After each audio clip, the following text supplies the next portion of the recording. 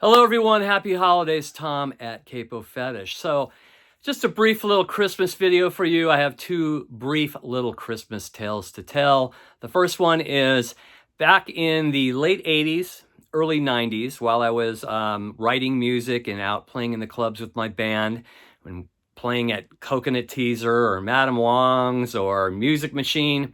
I was working in the mailroom at Liberty Mutual Insurance in Westlake Village, California. So in the morning, we would have just an incredible amount of mail coming in that we had to sort, open, distribute, organize. And sometimes it would get so overloaded that they would have to bring in somebody from one of the other departments to help out for a couple hours just to keep things on track. So sometimes they'd bring in somebody from claims for a couple hours or business sales. So one particular day, they brought in somebody from the loss prevention department. The loss prevention department was right next to the mailroom. So they brought in this guy, and it happened to be, of all people, Ravi Coltrane, son of John Coltrane. So I got to know Ravi Coltrane as we were opening the mail. This went on for probably a year or two, off and on. He would come in and help me open the mail. So I got to know him real well. So humble, such a sweet guy.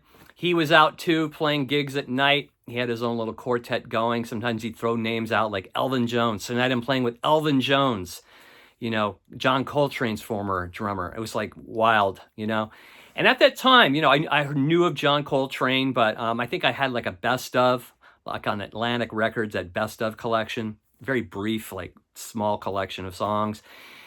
And before this, I only really knew more about like jazz fusion, bands like Mahavishnu Orchestra. I knew a lot of the ECM jazz label. My brother was really into that label. He was working at Warner Brothers at the time, my brother. So I got to know the ECM jazz artists a lot. So I didn't know a whole lot about 50s and 60s jazz artists. I've heard of the names and stuff. But while we were opening the mail in the morning, it would just be a jazz fest. I had my ghetto blaster set up in the mailroom, and we would just spin classic 50s and 60s jazz all day. And Ravi Coltrane would turn me on to, stuff like Thelonious Monk, Brilliant Corners album. And we would listen to, some Charles Mingus. And sometimes we'd hear something like Back at the Chicken Shack by Jimmy Smith. And then sometimes we'd hear something by his own father, like Giant Steps. So it was a great education.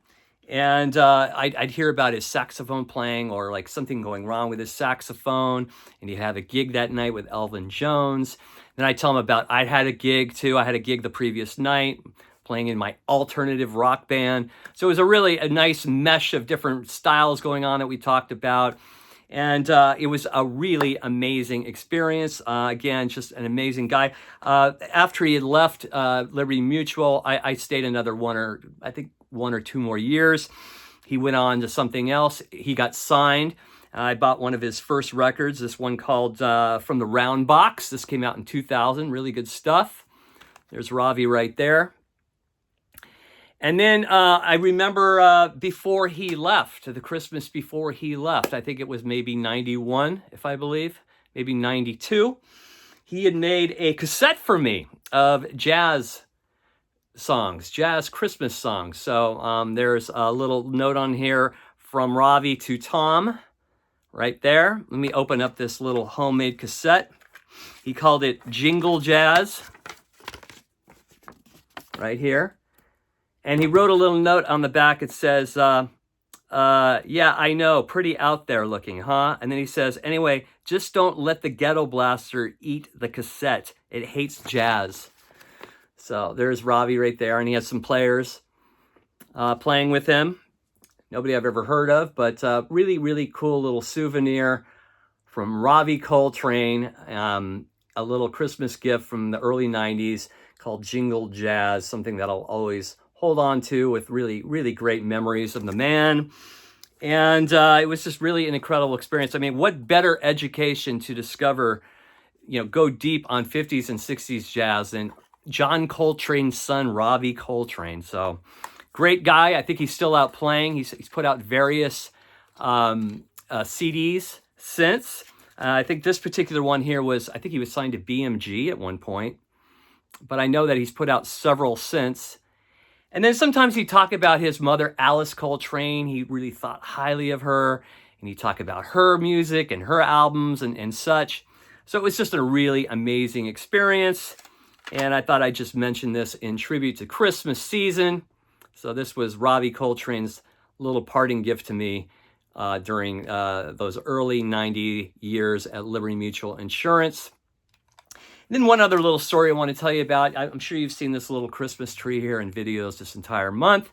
So this Christmas tree here dates back to 1949. This was my parents' first Christmas tree they ever bought in their first year married. They got married in August 1949.